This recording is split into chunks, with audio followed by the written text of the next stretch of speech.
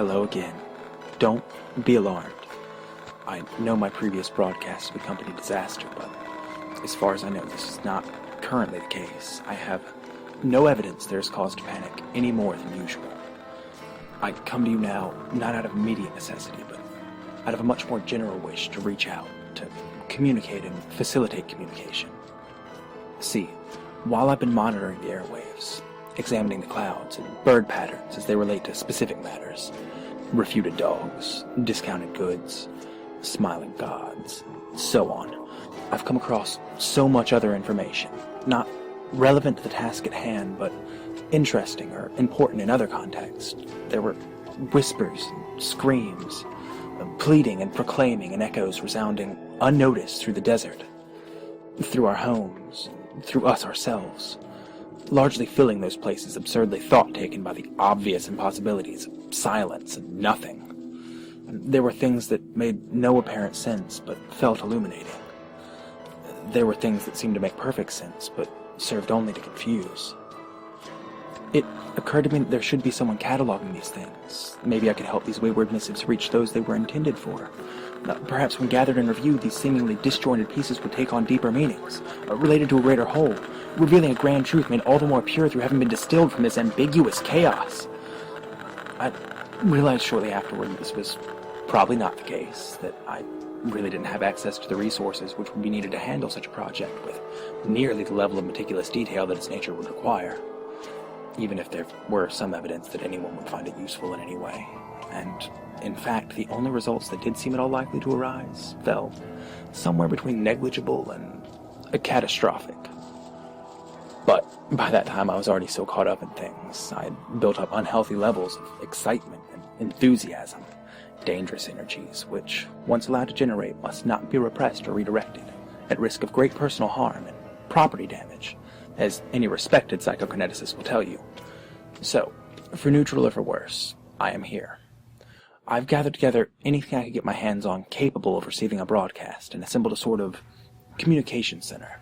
I have all manner of radios, possums, televisions, uncovered mirrors, Teddy Ruxpin, all the usual stuff, as well as the toaster that, among other things, plays 1940s radio shows whenever I insert a slice of the mysterious gray bread labeled National Loaf I sometimes come across in my cabinets. And, for my crown jewel, I've exhumed the skull of my Uncle Jasper. I don't know if it was the steel plates, the fillings, that thing above his left eye, or maybe just something about the man himself, but sometimes my uncle would tilt back his head, open his mouth wide, and unadulterated truths from unknowable sources would issue from this very skull.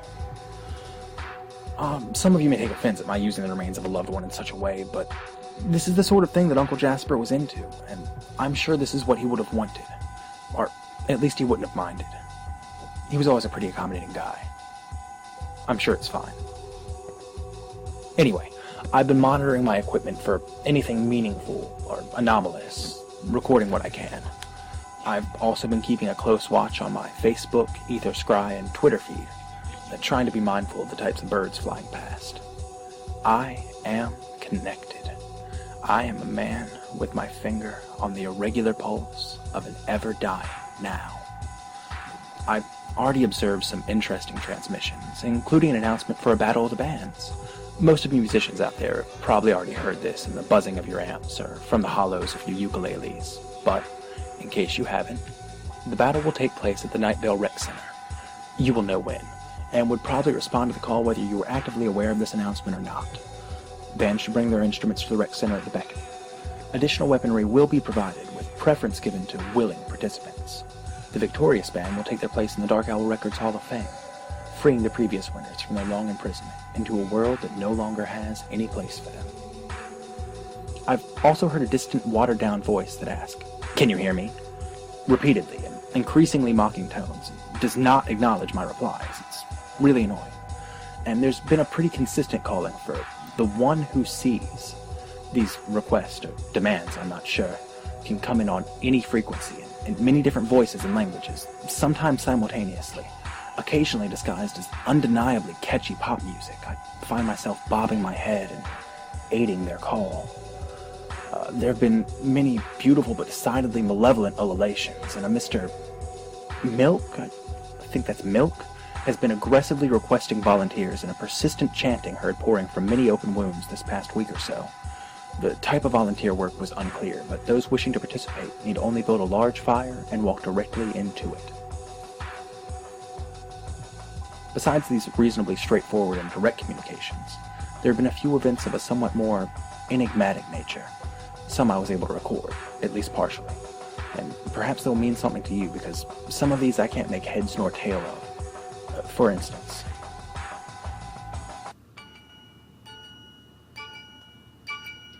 monster, monster, silent, sleeping, quiet, footsteps in the hall. Giant, giant, shaking, leaping, elbow aching from afar. Monster, monster, patient, waiting, always listening for the call. Trying to stay right when you're walking in the hall.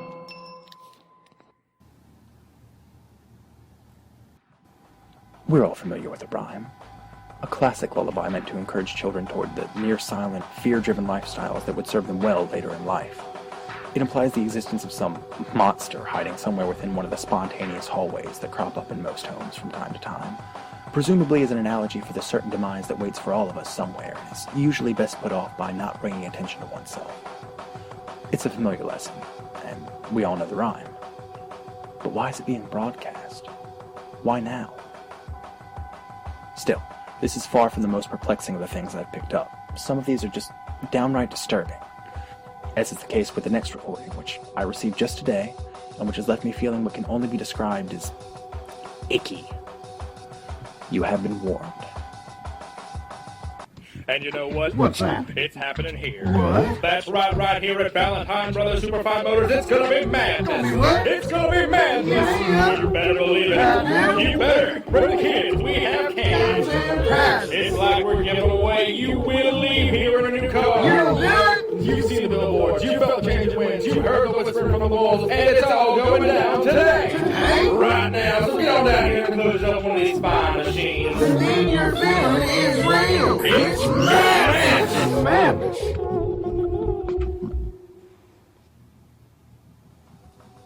Who are they? What do they want? Mercy, take them. I think I need a moment after that profane display of disregard for basic human sensibilities. You probably do as well. So, let us go now to a crude interpretation of the weather.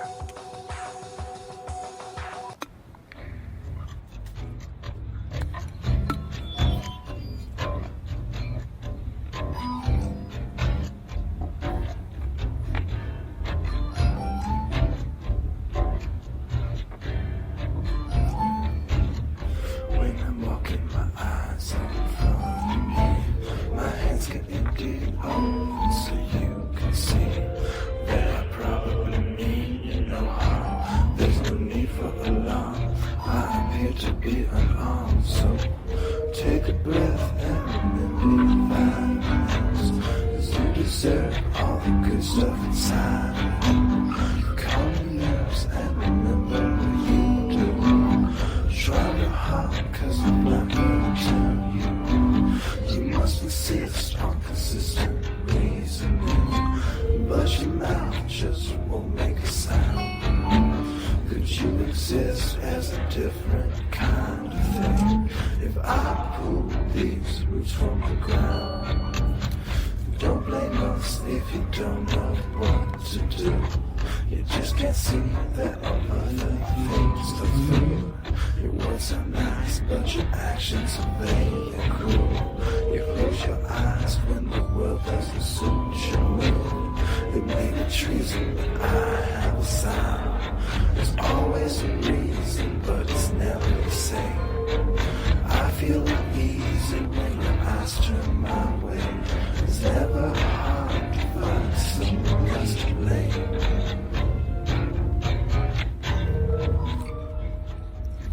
Hear a smile coming from around the corner. You make the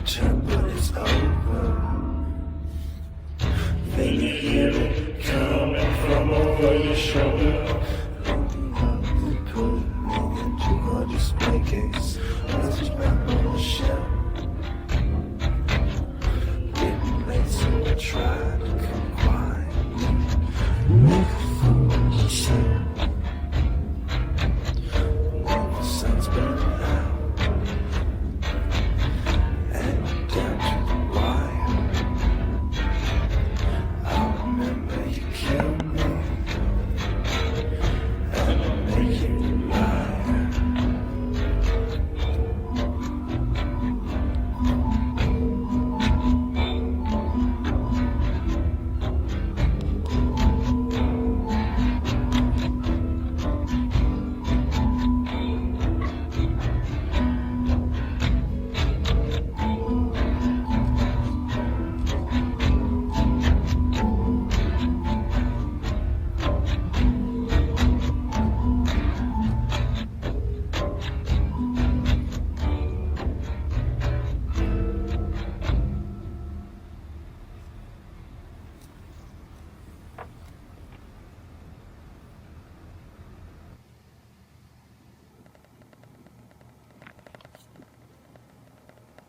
Welcome back. I hope you're feeling better, as I am. We all handle things in our own way, but often just taking some time helps so much. We use that time in different ways. Some of us use it to clear our minds and approach a problem from a new angle. Some to build ourselves up and gain courage to face obstacles which may seem insurmountable. Others to forget as quickly and completely as we can just how impossible our situation is. It amounts to the same. The important thing is that we take that time when it's needed, by whatever means and in whatever form it takes. If you have difficulty with this, I highly recommend taking Dr. Zeitheim's course on advanced transdimensional transmutation and other time management skills at the Night Vale Community College, where you can learn such nifty, if perhaps measurelessly dangerous tricks as converting spare rooms into spare days, saving gas on your commute to work by trapping your vehicle in an infinite loop, and liquefying time to be stored and used when necessary. I should point out that Dr. Zeitheim's course is difficult to attend even by NVCC standards, as since a botched classroom demonstration, he just sort of sporadically occurs throughout the campus in brief flickers, and the lessons, even the words they're composed of, are seldom in the correct order. If you happen to come across him, though, make sure to parse what you can from whatever fragmented idea he's trying to convey. It's useful stuff.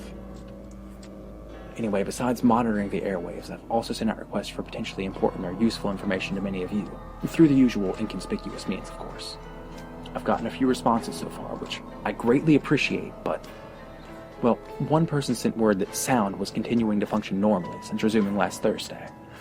Another wanted to let me know that Target is offering free gardening scimitars with purchases over $50 and has a buy one get one deal on cartons of goat eggs. Someone sent me several dozen lace doilies with the words "all wrong" neatly embroidered across each one. And while all of this does fall under the categories of useful and important, it's just not really the type of information I meant. These are things which will doubtless already be known to most, and anyway are likely to be announced and discussed elsewhere.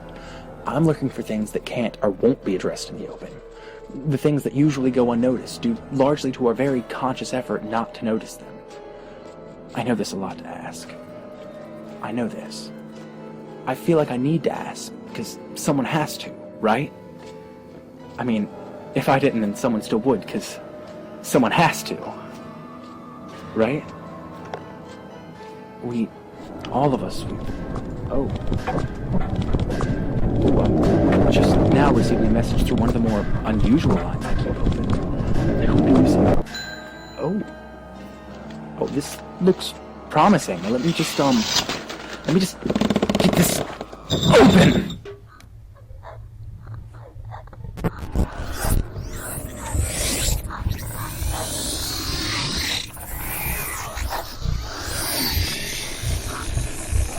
Novel. Regrets. The last name.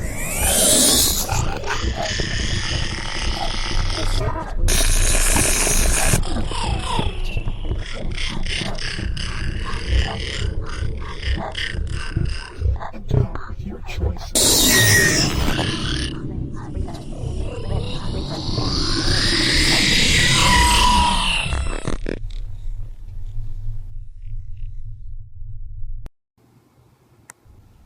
Yes, that is a perfect example of what I'm looking for. Informative, but eloquent. Concise, but coded, and on a subject you would never hear talked about in public. I suggest you take the advice so freely given and have your silverware sharpened in readiness. I'm going to try to follow up on this, so I need to go now. Watch after yourselves. And remember, just because you're paranoid doesn't mean you're not already dead.